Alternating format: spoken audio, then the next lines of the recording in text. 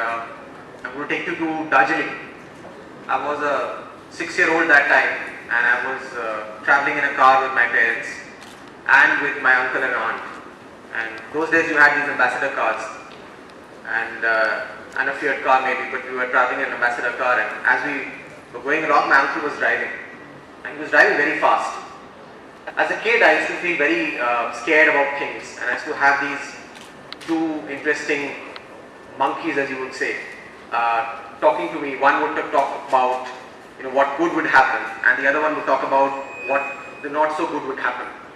More often than not, I would be very scared, and I would always start thinking about the bad things that would happen in my life. So my uncle was driving this car, and we came to a hairpin bend. A hairpin bend is that 360-degree turn that happens. And he was driving extremely fast, and there comes a point where you have to brake. He tried to brake, and I was going on telling him that, hey uncle, don't drive so fast, drive a little slow. Obviously he was not listening to me. And as we came to that point where I thought he had to brake, and he's not, press the brakes, he braked and the brakes failed. And it was, there were no barriers on that road, and therefore it was a free fall to the other side. So there was that moment of silence in the car where everybody's thinking, hey, maybe the brakes would work now, but the brakes did not work. The car started going very fast down, and we were going to reach the cliff, and suddenly I see my uncle moving the car in a particular direction, and I was wondering what is he trying to do, and then I see that he's taking the car in a direction where there's a small tree, a weak tree, the dry trees on the mountain cliff. And as he took the car towards that, and I was just wondering, this 2000 kg or whatever car, and that small tree, it's not going to stand a chance. And obviously my monkey, which says that you're not going to stand a chance, started telling me, hey, we're all going to die now. And he went very fast, he banged into the tree, and guess what happened? The tree just got uprooted in an instant, fell off, but the car just stopped. And the car stopped just at the cliff. And I started to cry, because that's what a kid would do, right? I couldn't understand whether I'm going to die or maybe I'm just saved. And they took me to a doctor and stuff like that, all that happened. And then after that I started reflecting on what actually had happened that day. And as I did that, I started realizing that the tree was so weak, yet it was strong to save 5 lives. And the more I went into it, I started also thinking about, we have so many weak trees in our lives, which we don't even care about. And they do make a difference in our life.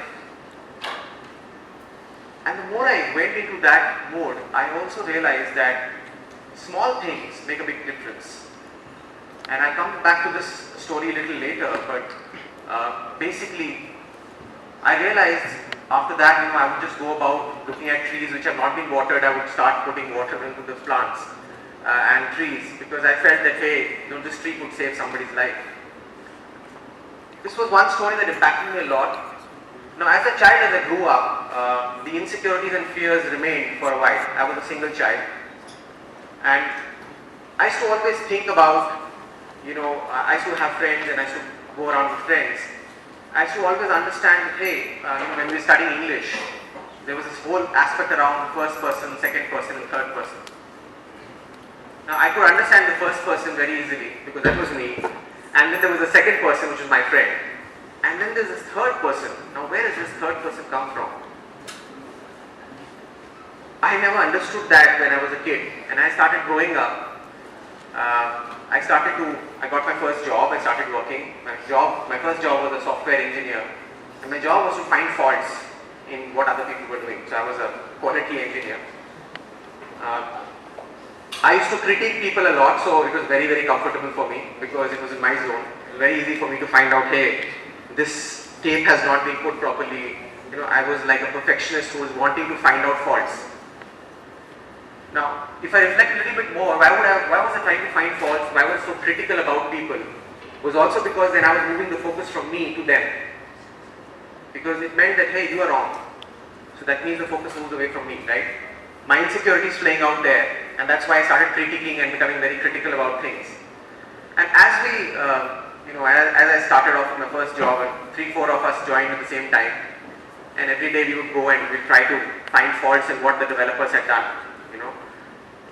And in the first day I was very excited, happy the first few months, and then suddenly we were going for a water cooler conversation, we were having coffee somewhere, and one of these engineers who joined with me said, you know, what crap are we doing? You know, we are engineers, we studied so much, and we're just finding faults, and you know, what is this?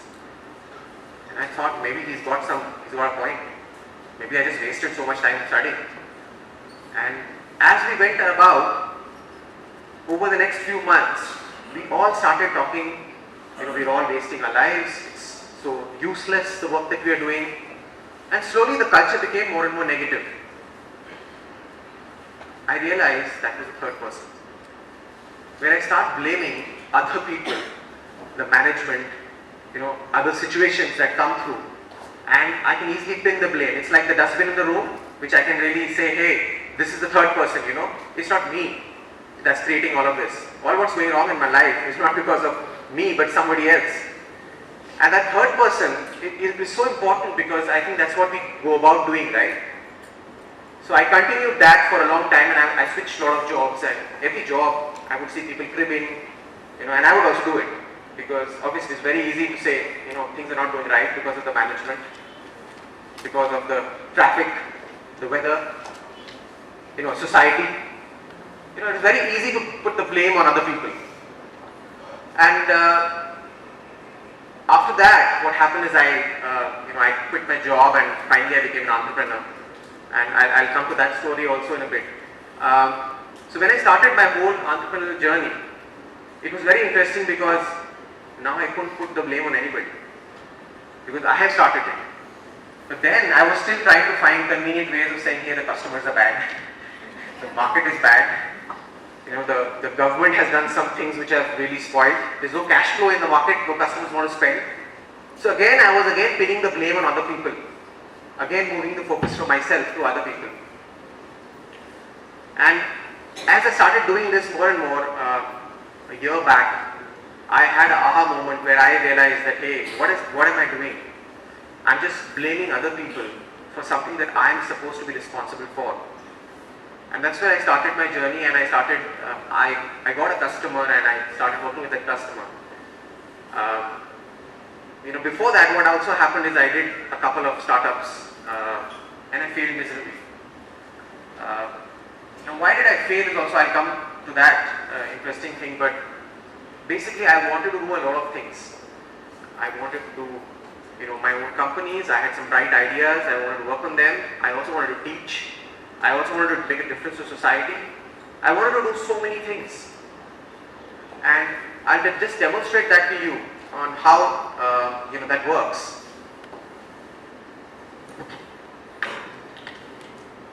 So let's say this is my health, this is my wealth, my career, family, friends. Okay, now it's getting difficult, right? So there's some more bottles lying there. Imagine what will happen if I hold all those bottles. Something's going to fall, right? So I figured this interesting thing that when I'm trying to do so many things, I'm not being able to do anything well enough. And that really hit me because I felt, hey, I'm just spending so much of my time on so many things and I'm not making a difference. I got a customer during that time while I was thinking through all of this, and I started just working on that customer and left everything else. For 100 days I just worked with that customer and I made a difference to what he was trying to do. And that really made me think, hey, you know, should I just do one thing? Is that, but you know, somewhere I was also fearful and greedy. Fear because what if it fails? And greedy because I want more. And I'm missing out, right? The fear of missing out. And as I went ahead, you know, I was doing all of this, right? Hustling, fear, greed. And as I went ahead, I started to realize that, you know, maybe I should just focus on one thing. And after that, I started thinking about, hey, why don't I focus on my own self and what I want to do really? I went back and I started realizing that I used to write a lot, so which I had quit in between So I started to write. This was exactly a year back. I started to write, and without an agenda. Most of the time when I was doing things, it was more about the goal. I wanted to achieve something and I was doing it from that goal. And there was obviously the fear and greed playing out, but actually I was just doing it because I wanted something, that goal in mind. And the goal was restricting me because it was only limiting me to that goal. So I started, let me just start writing. I started writing on social media, and I wrote for almost 3 months non-stop. And suddenly I realized something had changed. So not just because I started getting a lot of response, but because I started becoming clear within inside. As I moved forward, I started getting millions of views and all of that. I started also getting an interesting observation that whenever I am in touch with myself, or I am doing something which I really truly enjoy or believe, that really makes a difference to everybody, and I get exactly what I want. Most of the time I was always operating from that I need to first get and then I'll think of giving. But when I started doing all of this, I realized that I was just doing it for giving. There was no agenda and it was making a difference. I'll also come to another story before I connect it all together. As a kid, I loved rabbits. And I somehow convinced my dad and mom to get me rabbits. And we had a nice small terrace, and 4 or 5 rabbits, we got them, we put them in the cage, and I used to feed them carrots and grass. That's what rabbits eat. So I was 4-5 years of age, I think so, and I used to every day think, hey, I'm just giving them the same food every day, and I would get variety. I used to hate vegetables when I was a kid, so I used to just chuck them out of the window when my mom was not looking. And I thought, these guys can't do that, so what should I do for them? So one day I went to my mom and said, Mom, can you make something different for these rabbits?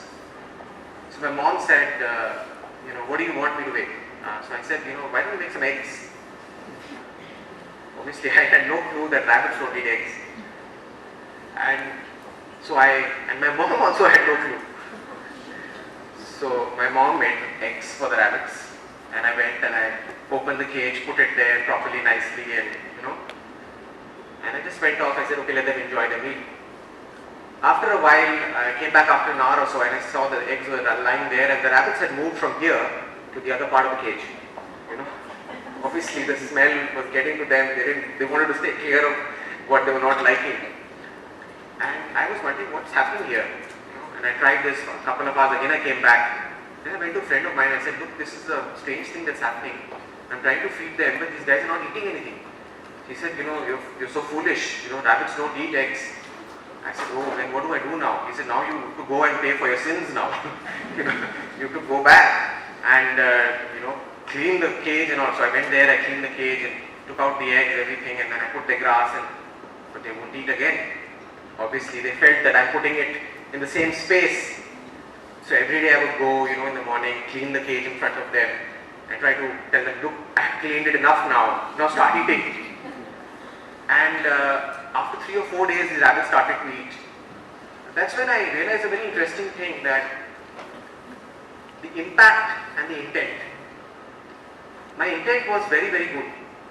I really wanted to make a difference in the life of these rabbits. But my impact was horrible, right? Because I was just doing, something which was not, acceptable to them.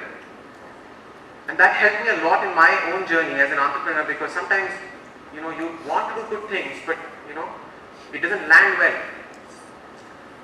And I also wanted to just say that, in terms of when we are living a life with a lot of fears in our life, we start getting restricted, both in terms of our mental as well as our physical state of being.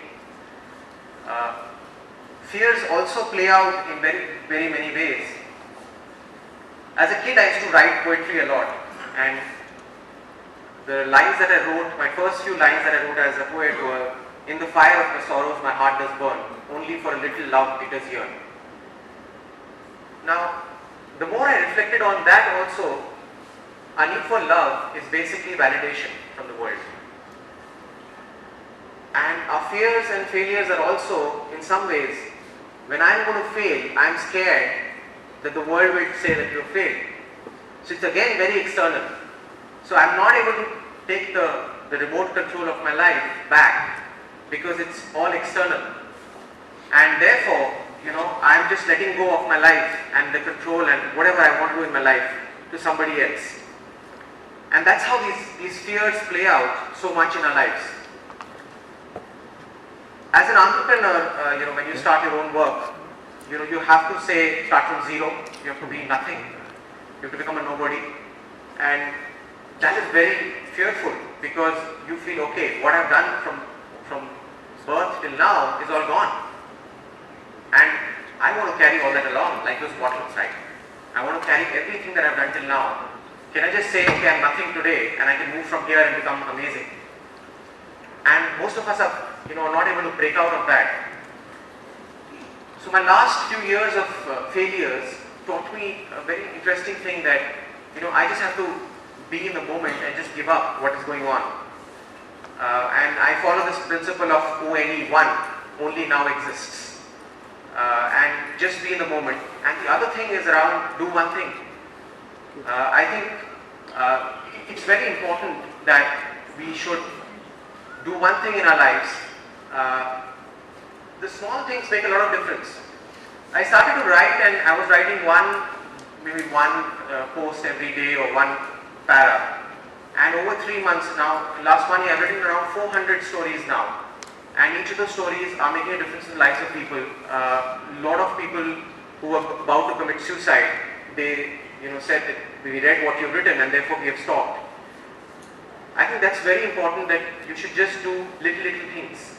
And those little things consistently done over time changes the entire equation. Lastly, I think moving from the third person to the first person is very important because as a third person, you're just externalizing all the problems. Whereas it's you who is actually really making your life. So you can stop looking at things that are happening in your life and say, hey, this person is to be blamed. But the other bit is about saying, okay, I take ownership and I take it forward. So I just leave you with these 3 things and I hope you were able to make a difference into your life even before you make a difference into anyone else's life. Thank you.